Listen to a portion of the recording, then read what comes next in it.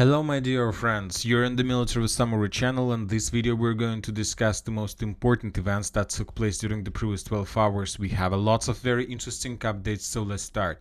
And first we're going to talk about Kyiv because probably 2 weeks ago or week and a half ago the sources, pro-Ukrainian and pro-Russian sources, began publishing the significant number of videos of how the Ukrainians resumed their mobilization process. You know, when the Ukrainians adopted in May a law about the total mobilization, we have been receiving the significant number of videos in the period of time from the beginning of May till the end of July. The Ukrainians mobilized during that period of time thousands, tens of thousands of Ukrainians that later were sent in the direction of the Kursk direction, where they were completely destroyed. And after the end of August and during the September, we haven't received almost anything from the territory of Ukraine regarding the mobilization process, just several cases, and that's it.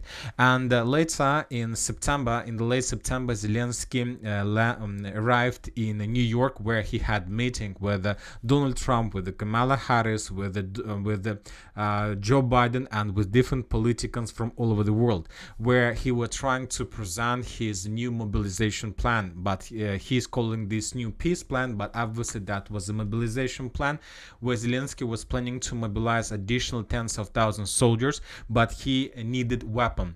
And most likely due to the fact that we start receiving the significant number of videos of how the Ukrainians resume their mobilization process, I understand that Zelensky received at least promises from the Western countries that he would receive the significant number of weapons. And the question is, what is the purpose of this? Whether Zelensky is going to begin another offensive operation, maybe in some Bryansk region, maybe in the territory of Belarus, and maybe the Ukrainians are planning to attack the Transnistria, because for example, our famous 79th Brigade, we usually use their posts to discuss the situation, at least in the South Donetsk direction. Recently they published the information that currently there are rumors between Ukrainian units and Ukrainian soldiers that Zelensky is going to attack Transnistria, and that the decision has already been made by him. The Ukrainians, Zelensky achieved the significant media, not victory, media points when he attacked the Kursk region, but now he understands that the Ukrainian army is ambushed and trapped in this direction, and basically he can't withdraw their troops without losses. We know that the Russians continue their counter-offensive operation, and for example, during the previous during the previous 24 hours, the Russians managed to improve their positions once again by taking additional positions in the village of Vremivka, and Zelensky understands that most likely he's gonna lose up to 40 or 50% of personnel that was involved in the Kursk, adventure. So Zelensky realized that from one side, to attack territory of Russia is very good because it brings him significant points, media points, political points, and but the problem is that the Russians are too powerful, and he understands that he can't hold the lines forever. So that's why I understand, according to rumors that is currently taking place between Ukrainian soldiers, Zelensky have a plan to attack Transnistria, because Russia will never be able to restore control over the territory of Transnistria, because the Russians don't have border, the Russians will not be able to send troopers. Of course, this is going to be complete disaster, a political disaster for Zelensky, but this is the only way how can he, get additional political points, and how can he get access to warehouses, ammo depots of the old Soviet munition. And now let's move to the ground. But on the other side, during the previous, for example, 12 hours, we received a very interesting update from the village of Levadne. We got the Syriac update about the situation in the settlement, and we have some photo that was published by the Russian forces, and according to this photo, the Russians managed to establish complete control over the village, and that was very unexpected. By anybody, and as I understand, the Russians were attacking the territory of Levadne from the village of Priyutne. And later, right before we start making the video, we got the significant number of confirmations from different very reliable sources that indeed the Russians took under control this settlement. And this is the settlement that the Ukrainians captured during the Ukrainian counteroffensive of 2023, and now the Russians restore control over the lost territories. Most likely the Russians are planning to move further in the direction of Novodarivka and summarizing everything, it reminds Russian attempts to attack in direction of Velika Novoselovka from the west and the southwest.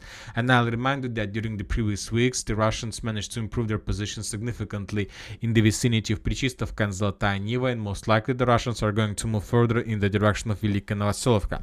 So maybe the Ukrainians are trying to mobilize soldiers not for another adventure in the Transnistria region or to support forces in Kursk. Maybe the Ukrainians understand that they need forces just to hold the lines in the South Donetsk region, to hold the lines in the Pokrovsk direction, because the situation for the Ukrainians is very difficult.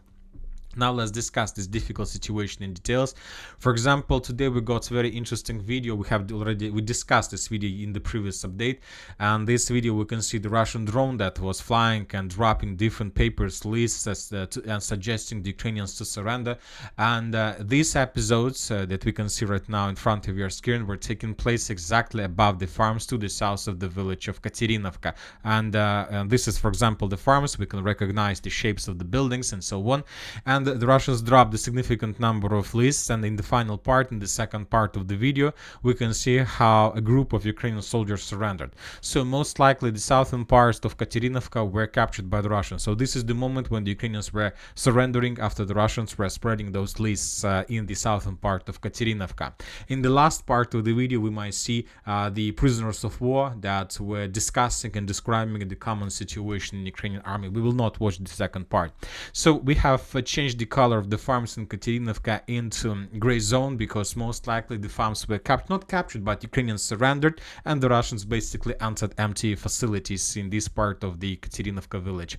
Now let's move further. We have additional changes on the ground in the central part of Maximilianovka. At least that was stated by neutral mappers. So this is the situation on the ground. For now, no proofs that can confirm this. As for the Kurakhove Gornyak Koldrun, we continue receiving updates about very heavy clashes on the line between Novoselidovka and Izmailovka. Probably this is 10th or 15th day in a row that we receive the same updates about very heavy clashes, and the number of updates exactly from this territory, first of all, tell us that most likely the situation is not so good for the Russians. They still haven't managed to break through the Ukrainian defense belt, but neither the Russians nor the Ukrainians are counting losses and counting resources for the battle, for this strategical point, because both sides, either the Russians and the Ukrainians, understand who wins the battle for Novoselidovka Izmailovka is going to win the battle for Gornyak Kurakhovka. As for the Ukrainians, if they lose, the significant number of forces would be encircled by the Russians, and if the Russians wins, they will get access to Kurakhove and they will get access to the operational space further in the western direction, and the Russians may begin full-scale offensive operation in the direction of Velika Novosilovka from the northeast. Now let's move further. We have some changes and some updates from Selidova. The situation this year is very difficult. The Ukrainians are saying that the Russians intensify their sabotage and reconnaissance group activity. The Russians are entering the village from the south, from the southeast, from the east, from the northeast, and today we got even one episode of how the Ukrainians managed to ambush another Russian sabotage and reconnaissance group and how they managed to capture them and to get additional batch of the prisoners of war.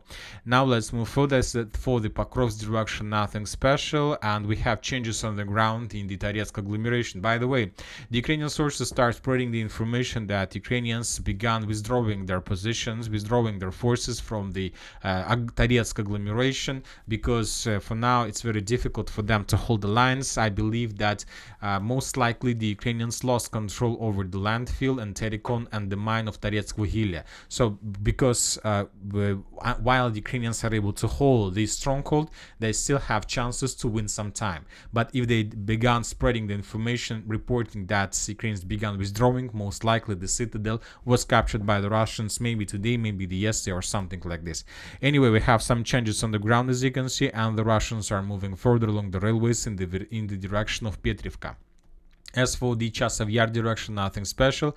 The same story about Siversk, nothing special. Now let's talk about the northern Kupiansk direction. We have changes on the ground. According to pro-Ukrainian map service Deep State, the Russians managed to improve their positions and basically to enter the village, to the border of between the villages of Kruglakovka and Kolesnikovka. So we don't have any updates whether the Russians managed to take under control these buildings, but they're about to enter, and most likely during the day there are going to be very heavy clashes. As for pro-Ukrainian Ukrainian map service, we see that this area is covered not only on the area of Russian control, but also as a gray zone. So the clashes are taking place already on the territory of this agglomeration. Also, the Russians published the video of how they were bombing and attacking the Ukrainian forces using the multiple launch rocket systems. This is something like artillery preparation before the first Russian assault groups entered these villages and began clashes for a foothold in this area. So we're gonna start receiving updates from this territory very soon, and we're gonna be significant number of map changes. Now let's return back. Let's talk about the Kursk situation. About the Kursk situation, as we discussed, the Russians attacked the village of Vremivka. We have geolocation that confirms that the Russian two personnel carriers entered the village, landed infantry, and retreated back. The Russians in this video began clearing this part of Vremivka, so most likely the Russians managed to improve their positions even more, but the geolocations are saying that they managed to land exactly along this tree line. Furthermore, we have additional map updates according to different mappers. Sources reported, including the pro-Ukrainian sources, that the Russians managed to improve their positions in the village of Novoivanovka, and most likely the village is going to fall today. And we continue receiving a lot of updates of additional trophies that were captured by the Russians in the area in the Kursk direction. Now let's discuss a little bit some political events, because we receive a lot of them. We have discussed that the mobilization has been resumed in Ukraine, and these sources are saying that in the very near future, the Zelensky will provide the Ukrainian society the peace plan. So during the previous few weeks, Zelensky was just discussing the peace plan, peace formula with different politicals, with Joe Biden, with Kamala Harris, with Donald Trump, with Olaf Scholz, with Emmanuel Macron, with the Prime Minister of the United Kingdom, and many other politicals. And as I understand, he got approvals from every single leader of every single Western country, and now Zelensky is going to provide this plan to Ukrainians. Most likely the plan is going to be shocking, and so that's why first he got approval from the Western countries, and now he's ready to announce this plan to people, and we will understand what exactly Zelensky is planning to do in the late 2024 and during the 2025. And that's it for the short video. Military Summary channel reminds we condemn any violence in the world. Thank you for watching. Subscribe to my channel, put your likes, join my Patreon, and have a good day. Bye bye.